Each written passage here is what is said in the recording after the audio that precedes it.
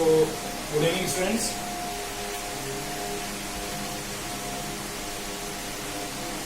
तो आज हम इस यूनिट का लास्ट टॉपिक डिस्कस कर रहे हैं, that is ampere circuital law.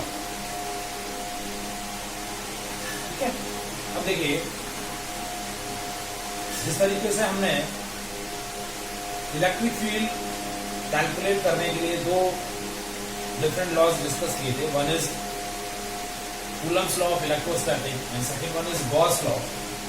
उसी तरीके से सिमेट्रिक सिस्टम के लिए मैग्नेटिक फील्ड कैलकुलेट करने के लिए we are using Biot Savart law and second one we are using Ampere circuital law. दो लॉजिक हम यूज करेंगे। बायो-सैवर्ट लॉ हम ऑलरेडी डिस्कस कर चुके हैं। अब एम्पियर सर्किटल लॉ की हेल्प से हम क्या कैलकुलेट करेंगे, कुछ सिमेट्रिक बॉडीज के सिमेट्रिक सिस्टम के मैग्नेटिक फील्ड इंटेंसिटीज के एक्सप्रेशंस फाइंड आउट करेंगे। तो आज हमारा जो मेन टॉपिक है वो है ampere circuital law and its application.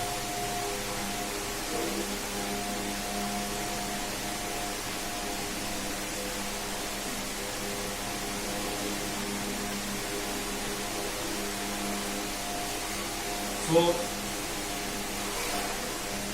amperes circuital board visible है बेटा आप सब लोगों को?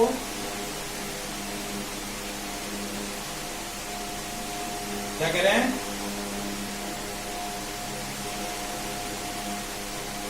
ब्लर है। साउंड क्लियर आ रहा है कि साउंड भी ब्लर है? साउंड भी फ्लक्चुएट हो रहा है।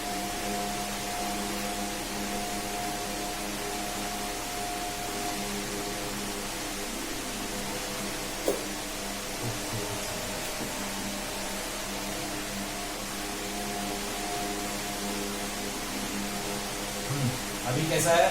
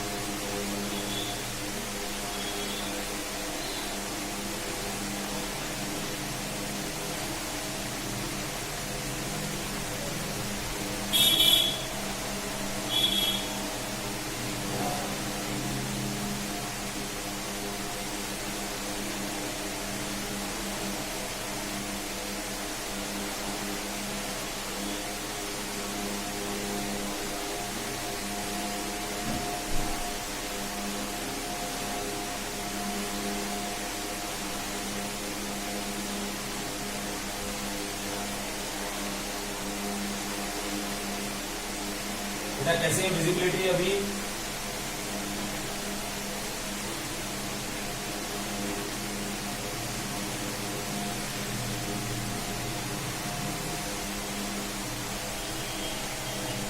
मान्या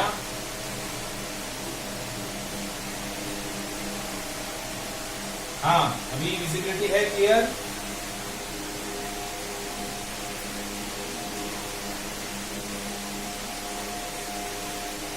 तो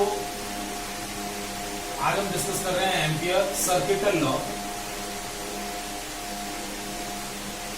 सो ampere circuital law states that line integral of magnetic field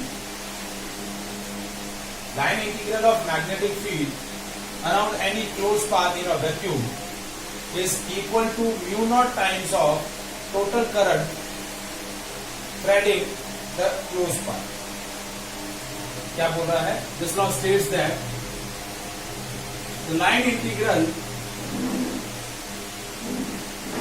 of magnetic field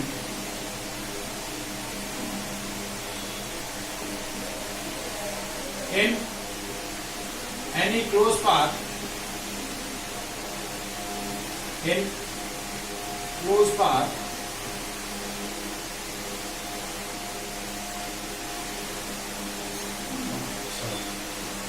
around any closed path in vacuum is equal to mu naught times total current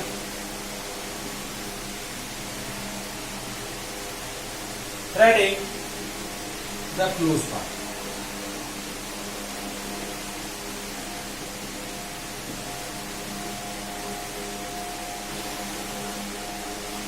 क्या बता रहा है कि जो line integral of magnetic field जो है क्या है, line integral of magnetic field over around a close path और over a close path in a vacuum is equals to mu naught times of total current enclosed in a closed path, या mu naught times of total current threading the closed path. So that statement is called Ampere's circuital law. ठीक है, अब देखिए इसको हम Gauss law से compare करते हैं या गॉस लॉ से कंपैरिजन करते हैं। तो देखिए गॉस लॉ के अंदर हम टोटल फ्लक्स इनक्लोज करने के लिए क्या बोलते थे कि that area integral of electric field over a closed surface is equals to Q in upon epsilon naught. और उसके लिए हम क्या करते थे, एक हाइपोथेटिकल गाउसियन सरफेस ड्रॉ करते थे चार्ज को इनक्लोज करने के लिए।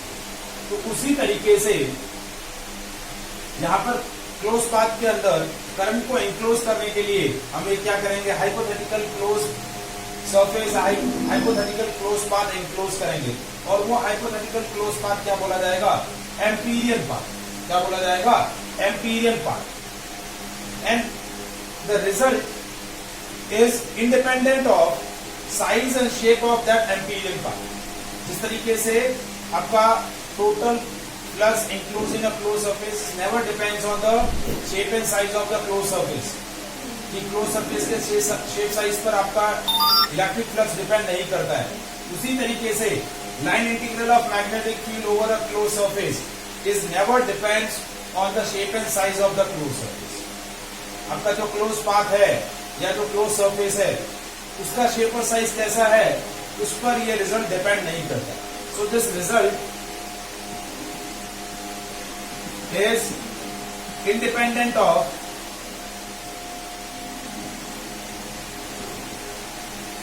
the size. So now we prove the Ampere's circuital law. So how to prove the Ampere's circuital law?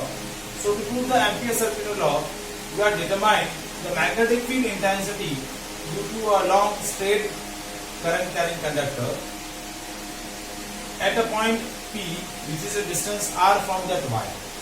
अब यही same magnetic field intensity straight wire की वजह से हम बायो-सावर्ट लॉ की हेल्प से भी क्या कर चुके हैं, पहले कैलकुलेट कर चुके हैं। We are taking a straight current carrying conductor XY which constitute a current I. Now we are interested to find out the field intensity at a point at a point P which is at a distance A from the wire. ये point P जो है वो wire से A distance. अब ampere circuital law की help से हमें क्या करना है, इस पर फील्ड इंटेंसिटी कैलकुलेट करना है। अब इस स्ट्रेट वायर की वजह से मैग्नेटिक फील्ड का पैटर्न जो है हम ऑलरेडी पहले भी डिस्कस कर चुके हैं। तो स्ट्रेट करंट कैरिंग कंडक्टर की वजह से मैग्नेटिक फील्ड लाइंस कैसी जनरेट होती है, they will be in the form of concentric circles. ठीक है, for determine the direction and the pattern of magnetic field due to the straight current carrying conductor we are using a right hand thumb rule. So if you hold a straight current carrying conductor in your right hand in such a way that thumb indicates the direction of current, then curling of fingers indicate the magnetic field lines or pattern of magnetic field. ठीक है, तो ये आपका current है, हम ऐसे indicate हो रहा, कर्लिंग ऑफ फिंगर्स कैसे कर्ल कर रही है फिंगर्स एंटी क्लॉकवाइज। तो magnetic field lines concentric circles के फॉर्म में रहेगा।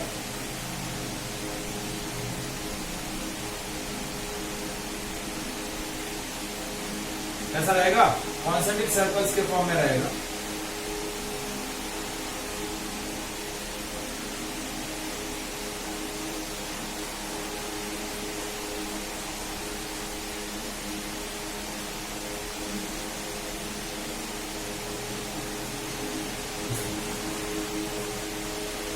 जैसे जैसे हम दूर जाएंगे ये कॉन्सेंट्रिक सर्कल्स जो है वो दूर। तो magnetic field lines concentric circles के फॉर्म में रहे। अब हमें क्या करना है, इस पॉइंट P पर फील्ड इंटेंसिटी कैलकुलेट करनी है बाय यूजिंग एम्पियर सर्किट। तो हमने एम्पियर सर्किट लॉ में क्या बोला कि ये जो वायर आपका करंट कंस्टिट्यूट कर रहा है उस वायर में फ्लो हो रही करंट को एनक्लोज करने के लिए एक हाइपोथेटिकल क्लोज सरफेस ड्रॉ करनी पड़ेगी। आपका जो फील्ड इंटेंसिटी होगा या जो फाइनल रिजल्ट होगा वो इस एम्पीरियन सरफेस के शेप साइज पे डिपेंड नहीं करेगा। तो हम क्या कर रहे हैं, एक ए रेडियाई की एक हाइपोथेटिकल एम्पीरियन सरफेस हमने ड्रॉ कर। अब इस एम्पीरियन सरफेस के सारे पॉइंट्स पर फील्ड इंटेंसिटी क्या होगी, यूनिफॉर्म रहेगी। क्या रहेगी, uniform and radially outward perpendicular to the plane outward. देखिए ये कॉन्सेंट्रिक सर्कल्स कैसे होंगे, एंटी क्लॉकवाइज। तो मैग्नेटिक फील्ड क्या होगा, perpendicular to the plane outward. अब इस एम्पीरियन सरफेस के अंदर यदि हम एक स्मॉल सा करंट एलिमेंट सेलेक्ट करें, एक स्मॉल सा एलिमेंट सेलेक्ट करें, जैसे ये एलिमेंट हमने सेलेक्ट किया जिसकी लेंथ dl है और इसी पॉइंट पर फील्ड इंटेंसिटी भी कैसे है, टेंजेंशियल है। तो v और dl दोनों एक ही डायरेक्शन में है टेंजेंशियली। तो अब हम कैलकुलेट कर रहे हैं line integral of magnetic field v dot dl कितना हुआ, v dl cos 0d। Magnetic field uniform है और रेडियली आउटवर्ड है, तो इंटीग्रल पार्ट से मैग्नेटिक फील्ड बाहर ले गया। तो ये हो गया v into line integral of this current element dl, small element हमने पाथ सेलेक्ट किया था उसका टोटल लेंथ कितना हो जाएगा, इस पूरे सर्कुलर पाथ का circumference d into 2 pi a कितना हो गया, v इंटू 2 पाई। अब हमने एम्पियर सर्किट लॉ लगाया, v dot dl is equal to mu naught into total current. अब ये एम्पीयर सरफेस कितना करंट इंक्लोज कर रही है, I करंट इंक्लोज कर रही है। कितना करंट इंक्लोज कर रही है, I। तो V into 2 pi A is equal to mu naught I। तो मैग्नेटिक फील्ड कितना हो गया, V is equal to mu naught I upon 2 pi A। And that result will be same which we have derived by using Biot Savart law. Biot Savart law से भी हमने एक long straight current carrying conductor की वजह से magnetic field intensity at a point A क्या calculate करी थी, eight point P which is at distance A क्या कैलकुलेट करी थी, mu naught I upon 2 pi. So this is a Ampere circuital law.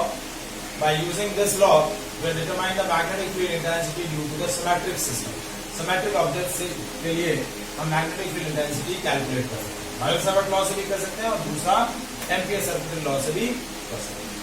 Is it clear?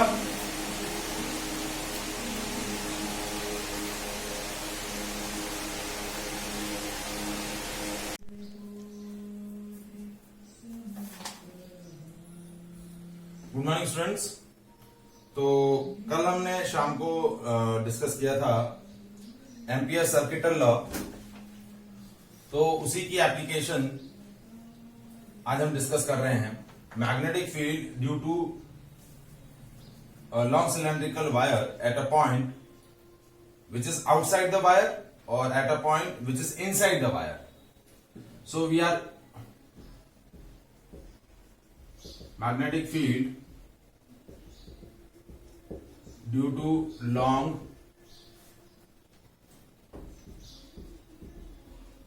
cylindrical wire। ठीक है, cylindrical wire की वजह से मैग्नेटिक फील्ड कैलकुलेट करना है। ठीक है, केस 1 क्या है, at a point outside the wire. Point जो है वो आउटसाइड द वायर है। So we are taking a cylindrical wire of a radius r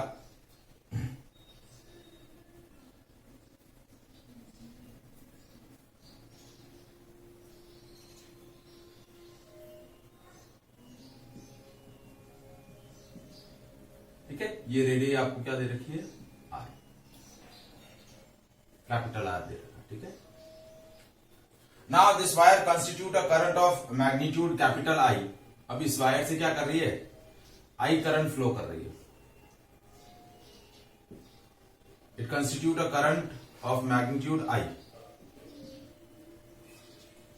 I current इसमें फ्लो कर रहा है. Now we are interested to find out the magnetic field at a point P which is outside the wire and which is at a distance small r from the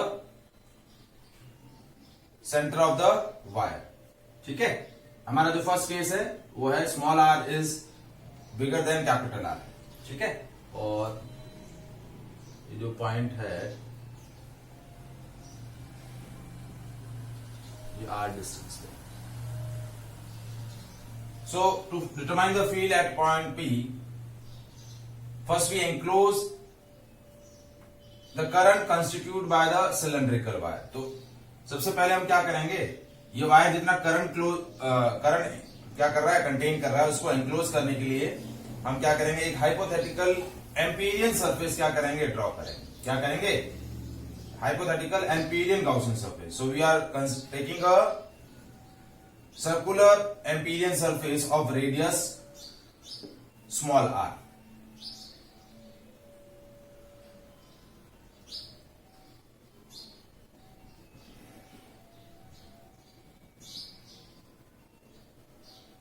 ठीक है, ये हमने एक empyrean surface draw करी. इस empyrean surface के हर एक point पर आपका क्या होगा, मैग्नेटिक फील्ड यूनिफॉर्म रहेगा और रेडियली आउटवर्ड रहेगा. क्या रहेगा, यूनिफॉर्म एंड रेडियली आउटवर्ड. अब इस एम्पीरियन पाथ पर हमने एक छोटा सा एलिमेंट सेलेक्ट किया ऑफ लेंथ dl और इस पॉइंट पर मैग्नेटिक फील्ड चेक किया तो मैग्नेटिक फील्ड इस तरीके से टेंजेंशियली है. तो मैग्नेटिक फील्ड और करंट एलिमेंट दोनों क्या है, एक ही डायरेक्शन में है. मैग्नेटिक फील्ड और करंट एलिमेंट की जो डायरेक्शन है सेम है. मैग्नेटिक फील्ड क्या होगा, हमेशा टेंजेंशियल रहेगा. जैसे इस पॉइंट पे चेक करना है तो ऐसे टेंजेंशियल, इस पॉइंट पे चेक करना है तो ऐसे टेंजेंशियल, इस पॉइंट पे चेक करेंगे तो ऐसे टेंजेंशियल. तो magnetic field is uniform and radially outward. So now we are determining the line integral of magnetic field for this Amperian surface B dot dl. तो B डॉट dl क्या होगा, B dl cos 0, क्योंकि this line element मतलब dl और magnetic field दोनों क्या है, एक ही डायरेक्शन में, तो उनके बीच का एंगल 0 डिग्री होगा. मैग्नेटिक फील्ड यूनिफॉर्म है, बाहर आ जाएगा. Line integral of dl.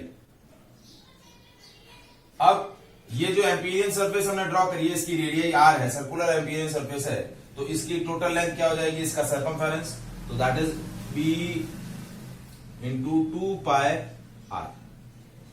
क्या हो जाएगा, b into 2 pi r. Now we apply Ampere's law.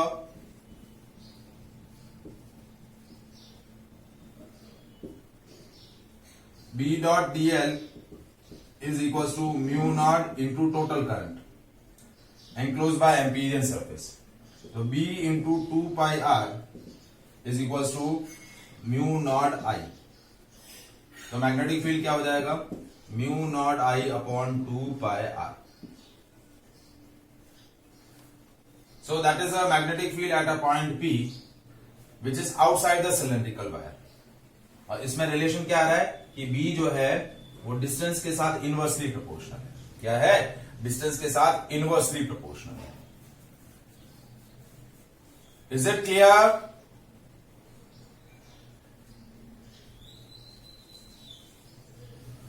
वंदन, मान्या, समझ में आया?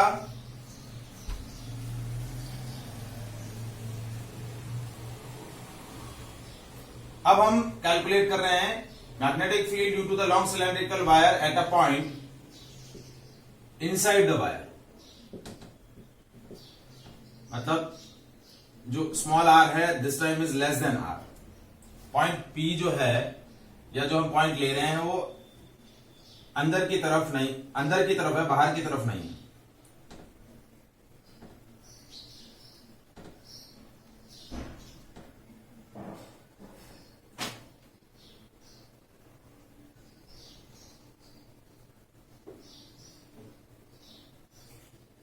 अब पॉइंट P जो है वो यहां पर है इस तरीके से.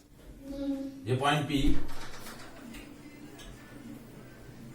ठीक है, और इसकी जो डिस्टेंस है वो स्मॉल r, ये स्मॉल r. अब बस पॉइंट पी पर हमें फील्ड कैलकुलेट करना है, तो हमें क्या करना पड़ेगा, इस रीजन पर एक हाइपोथेटिकल क्लोज सरफेस ड्रॉ करनी पड़ेगी, ठीक है, एम्पीरियन सरफेस। तो ये हमने एम्पीरियन सरफेस ड्रॉ करी, ये एम्पीरियन सरफेस आपने ड्रॉ कर दी। अब ये जो एम्पीरियन सरफेस जो करंट कंस्टिट्यूट कर रही है, that will be a lesser than the total current. देखिए इस सिलेंड्रिकल वायर के टोटल क्रॉस सेक्शन के अंदर कितना करंट फ्लो कर रहा है, आई, लेकिन इस क्रॉस सेक्शन के अंदर जो करंट होगा वो टोटल करंट से क्या रहेगा, कुछ लेस रहेगा। तो टोटल करंट कितना है वो हम बाद में चेक करेंगे, पहले हम क्या कैलकुलेट कर लेते हैं कि भाई इस जो हमने एम्पीरियन सरफेस ड्रॉ करी है, उस एम्पीरियन सरफेस के हर एक पॉइंट पर मैग्नेटिक फील्ड यूनिफॉर्म और रेडियली आउटवर्ड क्या रहेगा, यूनिफॉर्म और रेडियली आउटवर्ड। तो हमने कोई भी एक पॉइंट ले लिया, तो line integral of magnetic field जो होगा वो उतना ही आएगा जितना पहले आया था, क्योंकि हम यहां एक करंट एलिमेंट चूज करेंगे।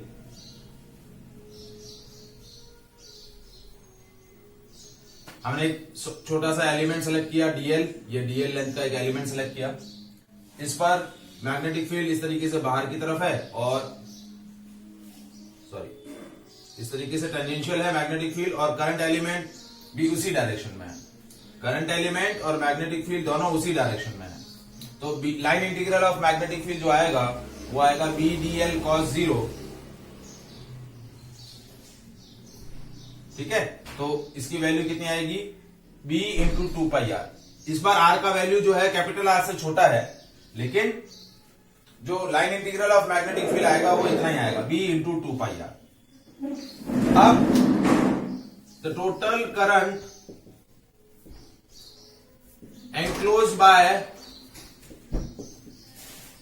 एम्पीरियन सरफेस या Amperian closed surface that we are taking I dash, वो करंट हमने कितना ले लिया, I dash. Total current I है, तो पहले हमने क्या कैलकुलेट किया, current per unit area, that is I upon pi into R, pi into capital R square. ये total current per unit area हो गई, क्या हो गई, total current per unit area. और इसको हमने इस एम्पीरियन सरफेस के एरिया से क्या कर दिया, मल्टीप्लाई कर दिया। तो एम्पीरियन सरफेस का एरिया कितना है, pi into small are square. तो ये पाई से ये पाई कैंसिल हो गया, तो करंट कितना आया, I upon capital R square into small are square, that is the current enclosed by Amperian surface. अब हम क्या करेंगे, एम्पियर्स लॉ लगाएंगे।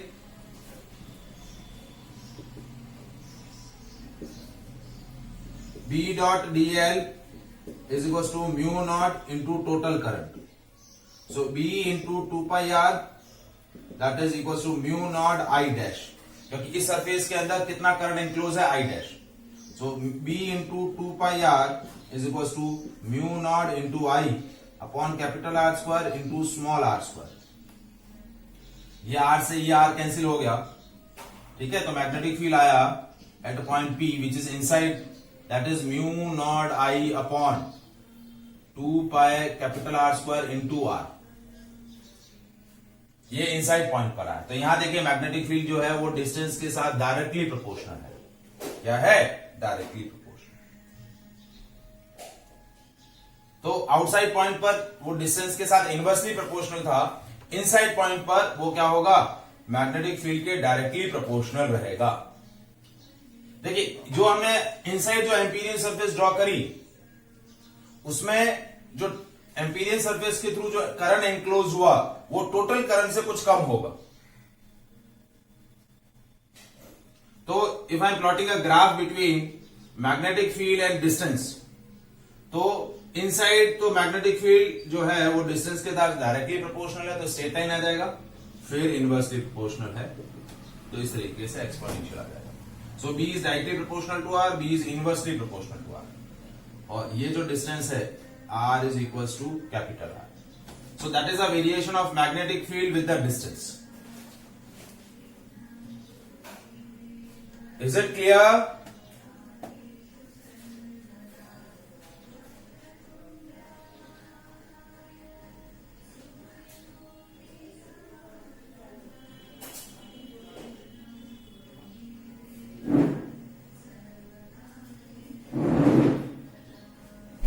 Any doubt?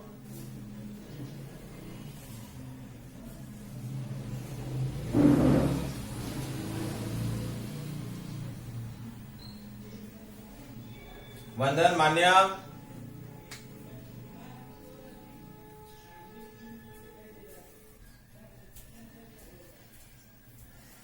ठीक है। अब देखिए एम्पियर सर्किटल लॉ की दो एप्लीकेशंस है, that is determine the magnetic field due to the current carrying solenoid and determine the magnetic field due to the current carrying toroid. Solenoid और toroid की वजह से मैग्नेटिक फील्ड स्ट्रेंथ कितना होगा वो हमें कैलकुलेट करना है, ठीक है। तो हम डिस्कस करते हैं magnetic field due to current carrying solenoid. But उससे पहले सोलेनॉइड क्या होता है, सोलेनॉइड में मैग्नेटिक फील्ड कैसा प्रोड्यूस होता है, ठीक है, उसके बारे में थोड़ा एक बेसिक इंफॉर्मेशन डिस्कस करेंगे, ठीक है। सोलेनॉइड करंट कैरिंग, एक सेकंड,